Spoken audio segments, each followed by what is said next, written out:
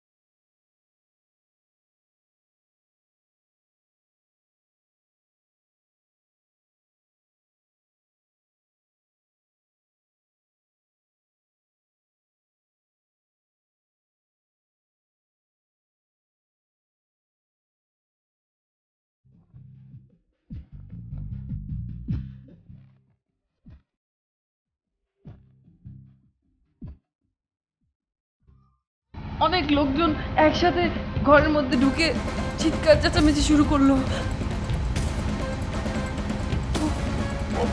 ওরা আমার মাকে গুলি করলো। আমি খাটের নিচ থেকে দেখলাম আমার ছোট ভাইটা, আমার তনু গলা কাটা মুরগির মতো ছটফট করছে। কইলাম না আমি আরিয়ানের মামা। এই শুরুতে কেন মামা হইতে কি আপনাদের এখানে আলাদা কোনো সুরত লাগে? বাসায় কেউ নাই, যেই আসুক ভেতরে ঢুকতে দেওয়া যাবে না। ওভাবে রাগ করে আসলে কি সব সমস্যার সমাধান হয় মামা? যেতে যেতে আমার ভাগ্নেটা গেল, এখন যদি নাতিটা যায় ভয় পাই আমি। ভয়? কিসের ভয়? ওকে এখন একটু ভালোর দিকে। ভালো হওয়া কি এতই সোজা? অনেক সময় লাগবে, ঘোর কাটতে আরো অনেক সময় প্রয়োজন। এই ধরনের রোগীদের একটু বিশেষ ভালোবাসার প্রয়োজন, বিশেষ মানুষের বিশেষ ভালোবাসা। এত লোভ কেন মানুষের? প্রতিহিংসা, বুঝলেন মামা? অমানুষের জেদ দীর্ঘ সময় হয়। সাপের যেমন। আরে সাপেরও একটা ধর্ম আছে, ঘা না খেলে আঘাত দেয় না। বর্দা তো সাপের চাইতে ভয়ঙ্কর, গায়ে পড়ে ঝগড়া করে। গায়ে পড়ে না, রহস্য অন্যখানে। কি রহস্য? তার মেয়ে। এখনো? প্রত্যেক বাবাই তার মেয়ের ন্যায্য অধিকারের কথা বলতে পারে না। তার জন্য সেই দায়ী। প্রশ্নটা সেখানে নয়। প্রশ্নটা তাহলে কোথায়? ইনসাল্টিং। ললিতা ভাবিকে সে আগে থেকেই জানত। ভাবির কাছে তার মেয়ে হেরে গেল, এটা সে মেনে নিতে পারেনি। চন্দনা ভাবিও মেনে নিতে পারেনি। কোনো নারী তার মাতৃত্বের অধিকার হারালে উন্মাদ হয়ে যায়। চন্দনা ভাবি তাই হয়েছে। এখন সে পাগল হয়ে গেছে। একটা পুতুলকে সন্তান ভেবে সবসময় সে তার মধ্যে ডুবে থাকে। কোনো বাবাই সেটা সহ্য করতে পারবে না। আসলে হয়েছে কি মামা, সাপের বাসায় সাপের ডিম ভেঙেছে এই পরিবার। বর্দা তো উন্মাদ হবেই। তাহলে কি করা যায়? আর এর সমাধান কি ঠিক বুঝতে পারছি না। এনিওয়ে, ললিতা কি বিষয়টাকে জানে? কোন বিষয়টা? এই যে চন্দনার মেন্টাল ক্র্যাক হওয়ার বিষয়টা। জানাইনি। জানার দরকার নেই। ওকে, আমারও ও নিয়ে মাথা কামানোর সময় নেই। কাগজগুলো রইল। আমি তাহলে আসি। হ্যাঁ,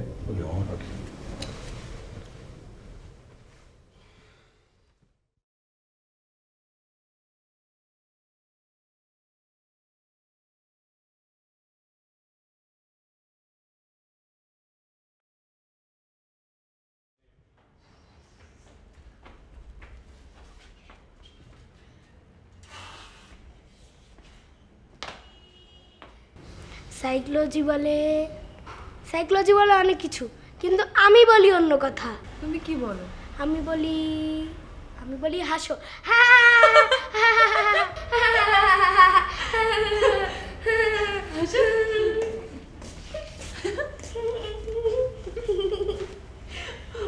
ও না আমার তনু, ও আমার তনুর মতো হাসে। তাহলে তো হয়ে গেল, তুমি তোমার তনুকে পেয়ে গেছো। শোনো, আমি ওদের ব্যাপারে খোঁজখবর নিয়েছি, একজন লয়ারের সাথে কথা বলেছি। তুমি কোনো চিন্তা করো না, ওদের শাস্তি একদমই অনিবার্য। হ্যালো, আরিয়ান কেমন আছে? কে? আরিয়ানকে দেখতে আসলে তুমি কি ওকে একটু দেখতে দেবে? কখনো না। কেন? সব কেনর উত্তর দেওয়া যায় না।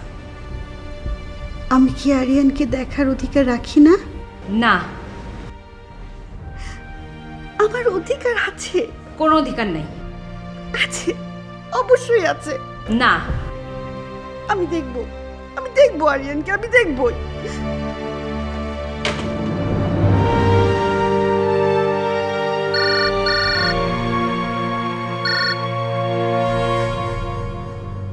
হ্যালো হ্যালো হ্যালো, আমি দেখবো আরিয়ানকে, আমি দেখবো আরিয়ানকে, আমি দেখবো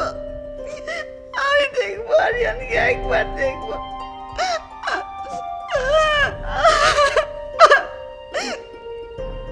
আমি একবার দেখবো,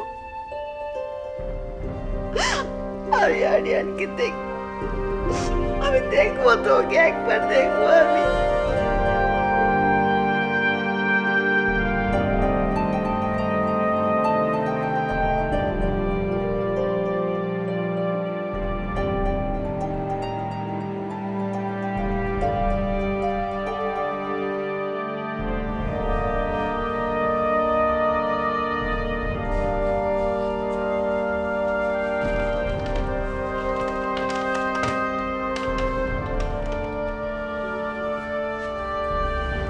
মামা মামা এক্ষুনি একটু বাসায় আসুন তো, খুবই খুবই জরুরি।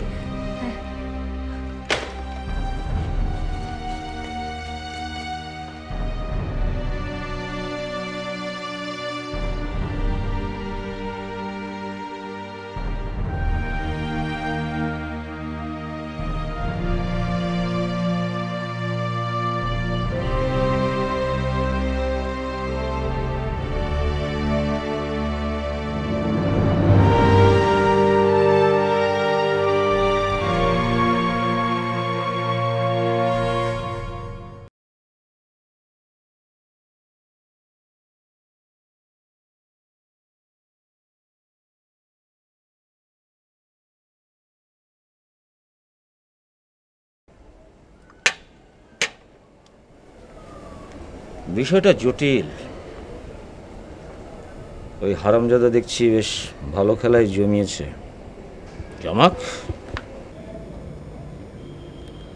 তাহলে এখন আমাদের কি করতে বলেন?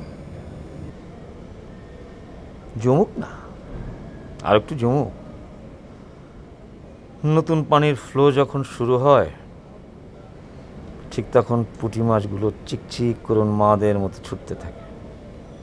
ছুটতে দাও, ছুটো। তারপর সময় হলে জাল পাতলেই ছাক শুদ্ধ মাছ জালে আটকা পড়বে।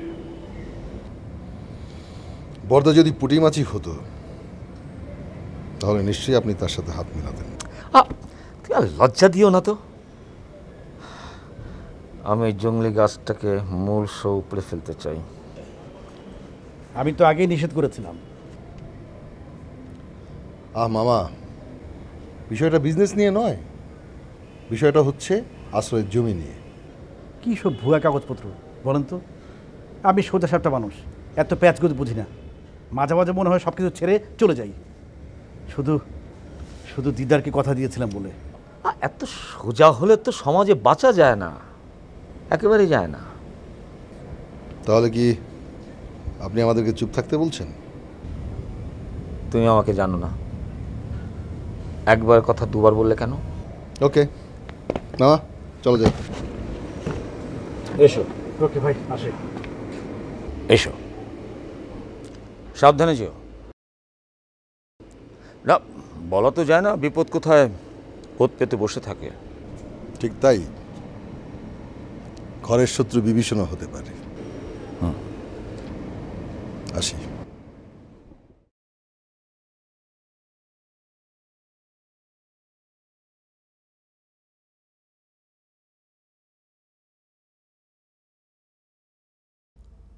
ঘরের শত্রু বিভীষণ, কথাটা কেন বললো?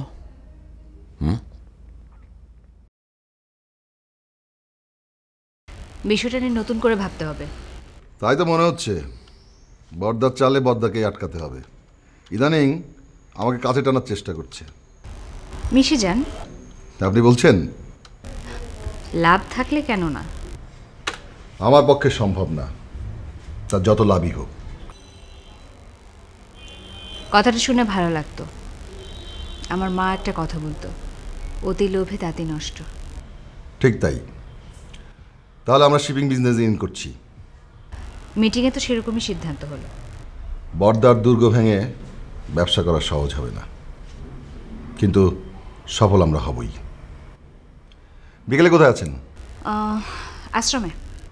পুরোটা সময় ওখানে দিচ্ছেন? একমাত্র ভালো লাগার জায়গা তো ওটাই। ভালো কাজ করতে ভালোই লাগে। মামা আপনার কাছে একটা মেয়ের বায়োডাটা নিয়ে যাবে, একটু দেখবেন প্লিজ। এটা আমার দায়িত্ব। থ্যাঙ্কস, রাখি। ওকে, বাই।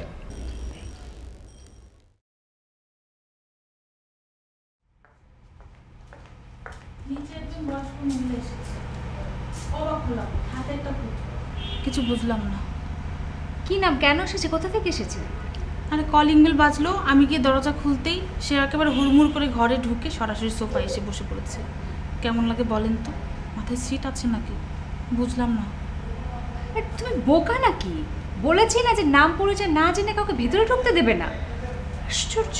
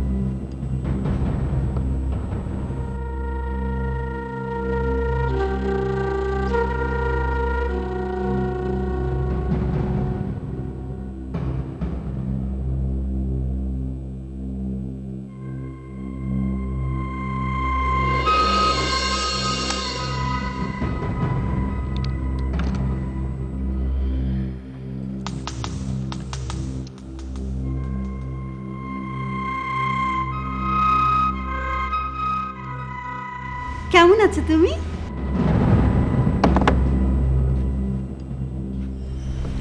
আছি ভালো। আপনি? অনেক ভালো। তোমার আরিয়ান কোথায়? কেমন হয়েছে দেখতে এলাম। আমার অহনাকে দেখো, খুব সুন্দর, তাই না?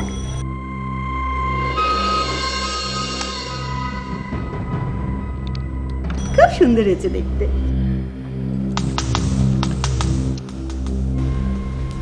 ওর নাম কি? অহনা? অহনা নামটা শুনবেন না? অনেক সুন্দর।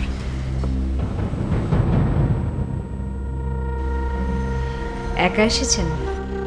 ওটা আয়নান, ও তো আমাকে এখানে নিয়ে এলো। কোথায় ও? বাইরে দাঁড়িয়ে আছে। আই, তোমার আরিয়ানকে একটু দেখবো। ও তো স্কুলে। স্কুলে? আরিয়ান স্কুলে যায়? ওর বয়স কত?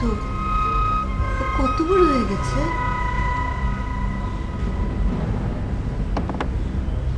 আচ্ছা, তোমার সাথে আমার কত বছর পর দেখা হলো বলো তো? আমার না হিসেব মিলছে না তো, মিলছে না হিসেব। দেখো না, অহনা অহনা স্কুলে যায় না। আচ্ছা, অহনা তো ছোট কেন? আয়না, আয়না, আয়না, আয়না, শোন না, শোন শোন, আমার আমার আমার অহনা স্কুলে যাবে না? যাবে না? কবে কবে যাবে? না, তুই বুঝতে পারছিস না তো। শোন না, শোন শোন, এই যে ওর ওর ওর ছেলে স্কুলে যায় তো, অহনা স্কুলে যাবে না? ওকে স্কুলে ভর্তি করতে হবে তো। চল, আমরা আমরা ওকে স্কুলে ভর্তি করে আসি। চল চল, নিয়ে যাবো তো। এখন কেন নিয়ে যাবো? জানো তুমি, আচ্ছা তোমার বেডরুমটা উপরে না? হ্যাঁ,